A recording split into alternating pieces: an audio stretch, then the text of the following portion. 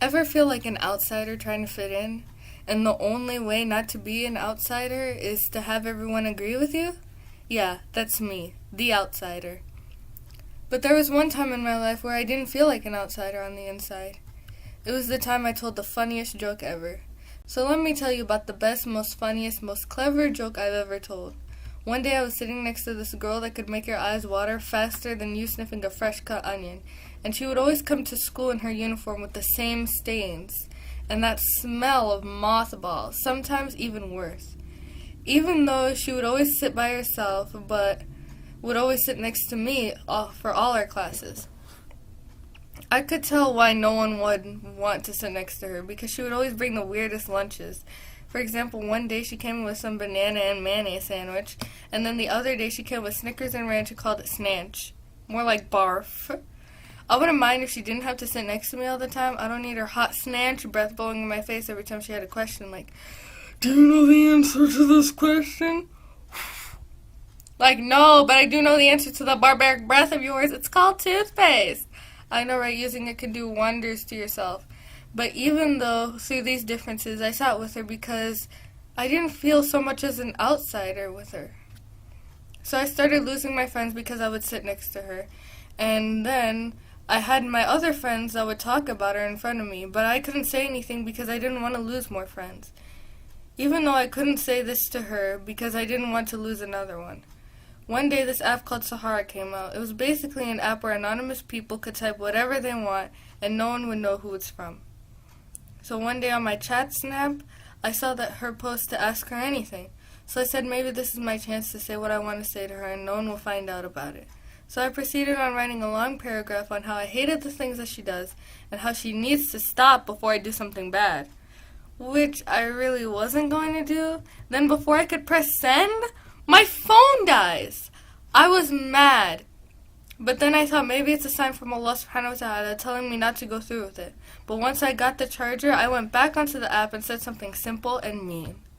"Don't you ever come up in here, you nut-eating, snatch, retarded lint licker." The next day, I checked my chat snap and I saw that she posted my comment with a crying emoji. Now everyone knew about it. Later, I went on Graham's Insta and saw my comment everywhere. Even on Tweetbird. Everyone was reposting it. It got 6,000 retweets with the hashtag #BestJokeEver in the matter of a day and a half. I was shocked that everyone thought it was funny, but no one knew who it came from, and I prayed that it stayed that way. Just to make it unsuspicious that it could have been me, I stood up for this girl on social media knowing that it was all fake. I didn't feel like an outsider anymore because everyone agreed with me. Every day she came to school with a smile on her face. Then it went away after this one incident. One day at school, a girl came up to her and just got a big woof, just a big of her scent, and went around telling people that she could smell the lint from her breath, and the ranch came and hit her with a nose buster, and that now she couldn't smell for days. This was the talk of the school. Everyone was talking about it, but no one knew who had started it all. I had so much guilt that I just wanted it all to stop, but it didn't. It got even worse. Until one day I went to school with less guilt and found out that the girl left the school and transferred out to another school close by.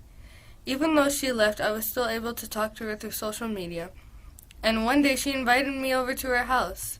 I thought I didn't deserve her because she had so much love and compassion for me, and all I did was stab her in the back because I didn't want to seem like an outsider anymore. When I didn't realize that that feeling went away when we hung out, and that's all I needed. I decided to come over to her house to try and better myself. So once I got to her house, I could tell that she didn't have a lot. She was living in someone's basement, and she didn't really have a lot of clothes. And she didn't have a washing machine either because they said that they disconnected it because it was too much money. She told me that she was happy at her new school and that it was better than before. Also that she couldn't really be herself at home because her parents were getting a divorce. And she would always come to school happy because she felt that there was someone at school that would get rid of her pain. And that was me, sitting next to her every day. And talking to her and being a good friend in general. Once I got home, all I could do was cry and cry because I finally knew what it meant to not feel alone. So Listening and watching this girl's situation made me more compassionate towards her, and I finally felt the love. So I decided to confess, and I told her what happened, hoping that she would forgive me for this. She told me that even though I did this to her, she would have mercy on me because deep down she knew the kind of person I was. And I didn't know the kind of person I was yet. But later on in our lives, we got closer than ever. She made me a better person, and I thank her, and I also thank Allah subhanahu wa ta'ala for that, because I didn't feel that much of an outsider. I would have never felt the love for this girl that she had for me.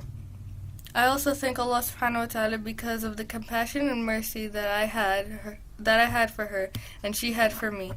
So remember that you can forget the past, but never forget the lesson. Ameen.